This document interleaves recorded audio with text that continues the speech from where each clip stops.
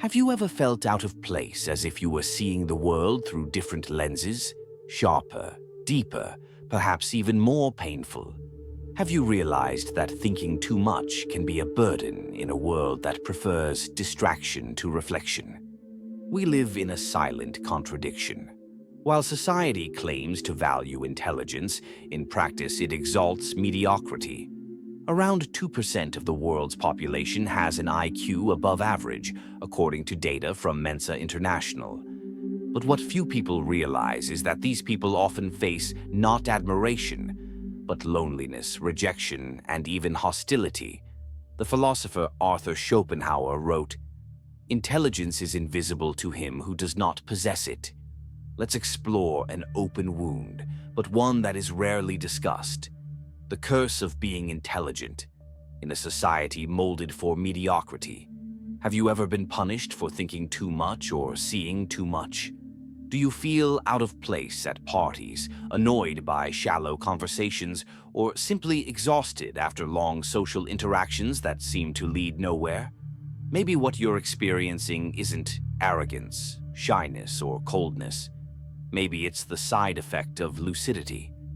Being intelligent doesn't just mean solving complex calculations or having a degree hanging on your wall.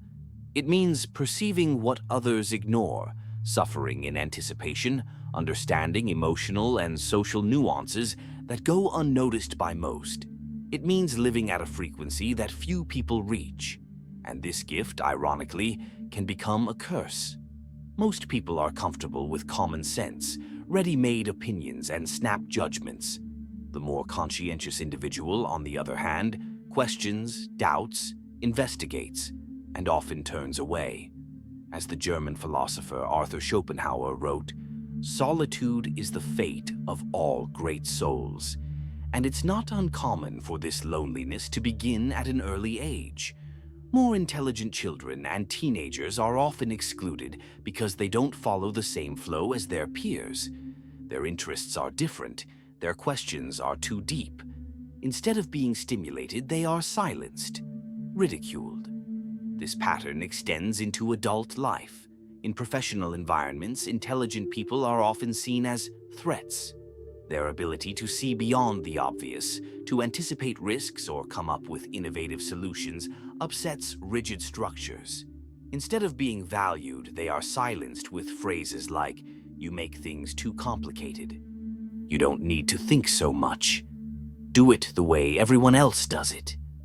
Science confirms this perception. A study published in the journal Intelligence showed that people with higher IQs tend to report a greater sense of loneliness, social frustration, and a lack of belonging. This is not about pride, but about a misalignment between inner depth and the superficial environment around them. The lucid mind is like a magnifying glass. Everything is felt with intensity. Injustice, hypocrisy, the suffering of others, the moral decay of certain institutions. And when you see too much, you suffer too much. That's why many of these people try to adapt. They hide their way of thinking. They pretend not to see. They laugh at unfunny jokes. They accept mediocrity as a rule of coexistence. But this self-effacement takes its toll: anxiety, depression, existential emptiness. You're not alone if you've ever felt you needed to shut up in order to be accepted. If you've ever asked yourself, "Is there something wrong with me for thinking differently?" It's not. The problem isn't with you. It's in a society that prefers repetition to reflection, comfort to truth, normality to genius. We live in an age of too much information and too little reflection.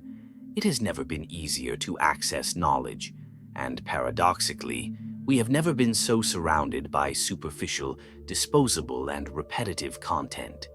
Intelligence is scary. Mediocrity, on the other hand, calms, distracts, and entertains. That's why it's celebrated. On social media, algorithms don't reward depth. They reward viralization. A poorly choreographed dance video or an unsubstantiated polemical opinion often receives more reach than a serious reflection on human existence. A thread on X with shallow but well-formatted ideas goes viral in seconds. A contemporary thinker with challenging ideas, cancelled, ignored, or silenced. It's a rigged system. The shallower, the more popular. The deeper, the more invisible. Reflective intelligence is like a stone thrown into a calm lake. It creates waves, it disturbs, it demands change. And that disturbs. Nietzsche had already warned about this in the 19th century. The mediocre envy the strong and the creators. Resentment drives them. The resentment of mediocrity is disguised as moralism, political correctness, and normality. And so an entire culture comes to reject excellence and value what is mediocre as if it were virtue. Look around you. How many people do you know who have stopped being authentic in order to not seem like a jerk? How many hide their intelligence to avoid being called arrogant? It's the old saying disguised as advice. It's better to be accepted than to be brilliant. In the corporate environment, this is even more perverse. Truly creative or visionary people are often treated as problematic simply because they don't take orders without question. Average is the standard. The good employee is the one who obeys, not the one who proposes changes. But the problem isn't just structural, it's also emotional.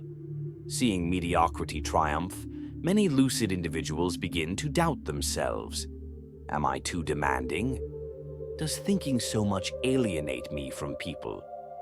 This internal doubt destroys talent every day, and society applauds. After all, it's easier to deal with equals than with superiors in perception, sensitivity, or ethics. Mediocrity has become comfortable, and like all excessive comfort, it paralyzes. It prevents growth. We have become a society where thinking has become an offense, and feeling too much is a sign of weakness. But it's not the intelligent who are out of place. It's the world that has moved away from depth. We live in an age of too much information and too little reflection. It has never been easier to access knowledge, and paradoxically, we have never been so surrounded by superficial, disposable, and repetitive content. Intelligence is scary. Mediocrity, on the other hand, calms, distracts, and entertains. That's why it's celebrated. On social media, algorithms don't reward depth. They reward viralization. A poorly choreographed dance video or an unsubstantiated polemical opinion often receives more reach than a serious reflection on human existence. A thread on X with shallow but well-formatted ideas goes viral in seconds. A contemporary thinker with challenging ideas, cancelled, ignored, or silenced. It's a rigged system. The shallower, the more popular. The deeper, the more invisible. Reflective intelligence is like a stone thrown into a calm lake. It creates waves, it disturbs, it demands change. And that disturbs. Nietzsche had already warned about this in the 19th century. The mediocre envy the strong and the creators. Resentment drives them. The resentment of mediocrity is disguised as moralism, political correctness, and normality. And so an entire culture comes to reject excellence and value what is mediocre as if it were virtue. Look around you. How many people do you know who have stopped being authentic in order to not seem like a jerk? How many hide their intelligence to avoid being called arrogant? It's the old saying disguised as advice. It's better to be accepted than to be brilliant. In the corporate environment, this is even more perverse.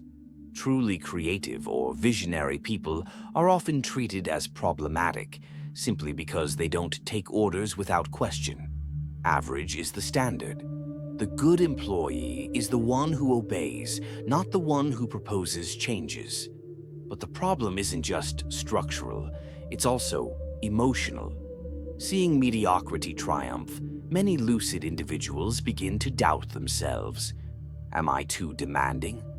Does thinking so much alienate me from people? This internal doubt destroys talent every day, and society applauds.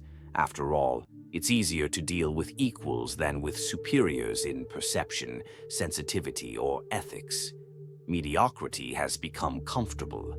And like all excessive comfort, it paralyzes. It prevents growth. We have become a society where thinking has become an offense and feeling too much is a sign of weakness. But it's not the intelligent who are out of place. It's the world that has moved away from depth. There is something deeply uncomfortable about being in front of someone who thinks too much, who sees beyond appearances, who isn't satisfied with ready-made answers. True intelligence, that which questions and provokes, is often treated not as a virtue, but as a threat. We live in times when opinion has become social currency, but opinion without foundation, without study, without reflection. Questioning this scenario doesn't generate admiration, it generates hatred. In 2023, philosopher Marcia Tiburi was attacked on social media simply for suggesting that we should think about Brazil with more complexity. What should have been obvious became provocative. The French philosopher Blaise Pascal said, "All man's misfortunes come from one thing, not knowing how to be quiet in a room." Today, thinking in silence has become synonymous with weakness. The world demands performance, not contemplation, appearance, not essence. And that's why intelligence bothers. It forces others to look in the mirror. People who defy common sense are called complicated, difficult, elitist.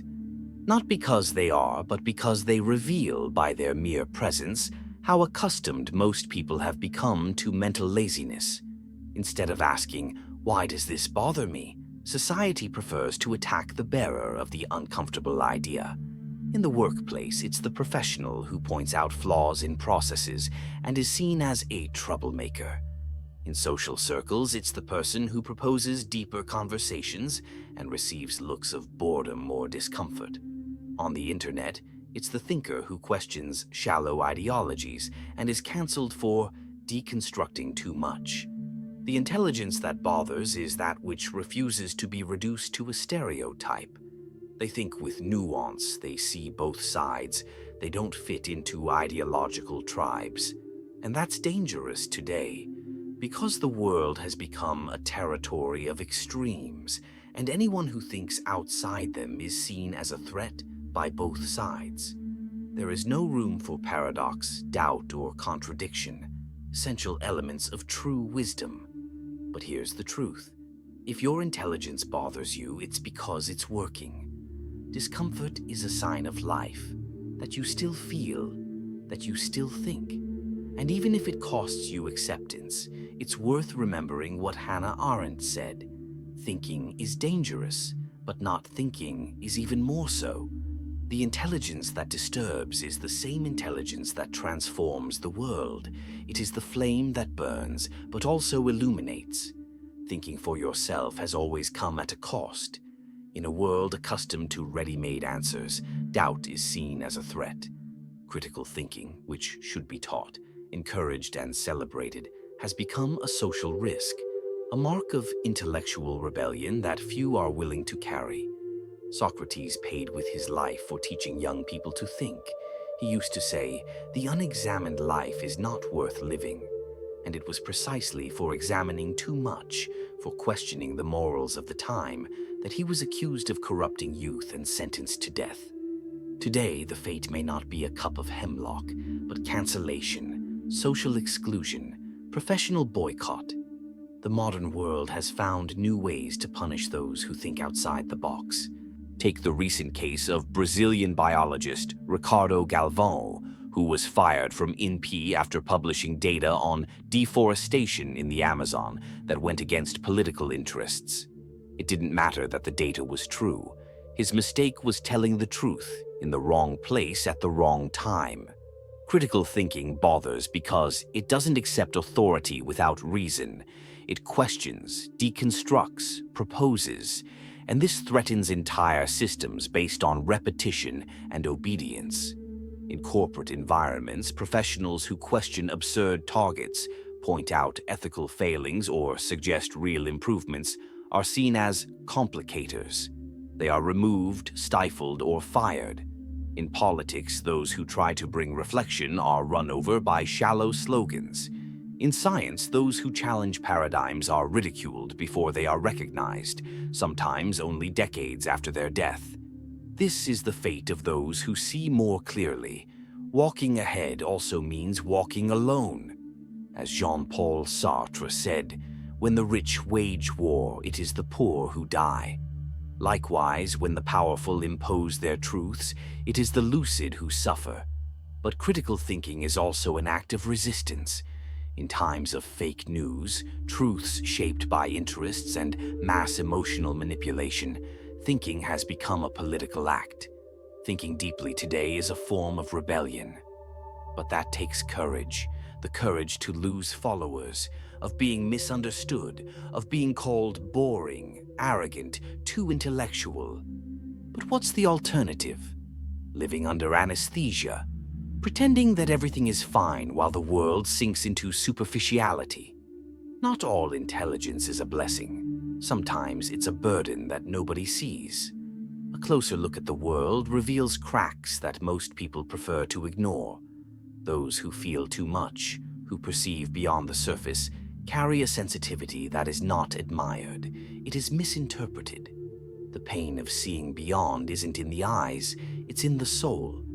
People who are more aware, more sensitive, or more lucid face a silent suffering, that of seeing reality as it is, without filters. While many follow their routines automatically, these people notice the emptiness of speeches, the falsehood in relationships, the apathy in human relations. And this kind of perception is unique. Recent studies show that individuals with greater analytical and emotional capacity have higher rates of anxiety, depression, and existential disorders. According to research by Yale University, adults with greater emotional intelligence report greater empathy, which makes them more susceptible to the suffering of others and the feeling of powerlessness in the face of injustice. No wonder so many intelligent people isolate themselves. They prefer silence to noise, depth over distraction. But this comes at a price. The lack of real human connection, the constant effort to diminish themselves in social environments, and the feeling that almost no one understands them. All this becomes an invisible burden that weighs them down on a daily basis. It's common for these people to have difficulty establishing bonds, not because they lack affection, but because most interactions seem superficial, predictable, and rehearsed. They want real dialogues, meaningful experiences, authentic connections, and are frustrated to realize that this is rare. And here comes the cruel paradox. The more you see, the harder it is to live. The more you feel, the harder it is to protect yourself. The pain of seeing beyond is a silent pain. It doesn't show up on scans. It can't be easily explained. But it's there, in the eyes that tire of watching, in the heart that weighs down with every injustice, in the mind that never switches off. And the cruelest thing is that those who suffer from it often have to smile to avoid looking strange. They need to pretend to be normal in order to be accepted. But living in a state of annulment in order to fit into molds that were made for another reality, that's what gradually kills authenticity. Being intelligent in a world that values the ordinary can seem like a condemnation. But there is a hidden strength in this discomfort, a possibility that few see, turning this curse into a mission. If you are one of those people who feel out of place, who suffer from perceiving too much, thinking too much, feeling too much, perhaps your role is not to fit in, but to open up paths. It's not an easy task. Lucidity hurts, conscience weighs heavy, but instead of letting it destroy you, you can turn this sensitivity into a tool. Use your sharp eye to point out what needs to be reviewed. Your restlessness can become action. Your pain can become a bridge. All the great movements for social, cultural, and scientific transformation began with someone who was uncomfortable. someone who thought differently, someone who saw beyond, who didn't keep quiet even at the risk of exclusion. The mission is not to convince the world that you are right. It's to remain upright in the midst of pressure to shape up. It's to remain lucid when everything invites distraction. It's to keep feeling, even when the world anesthetizes itself. But to do this, you need to take care of yourself. You need to surround yourself with spaces that welcome your depth, and that's why this channel exists. Here, you don't have to sum yourself up. Here, you can take a deep breath and say, "I'm not strange. I just see too much." This is the invitation.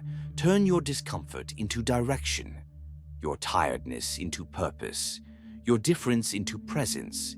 If you've come this far, it's because something inside you is waking up, something that no longer wants to hide. So enjoy this video and subscribe to the channel. Your interaction helps this content reach other people who, like you, live in silence with the burden of seeing beyond. And if this content has really touched you, consider offering a symbolic support of any value.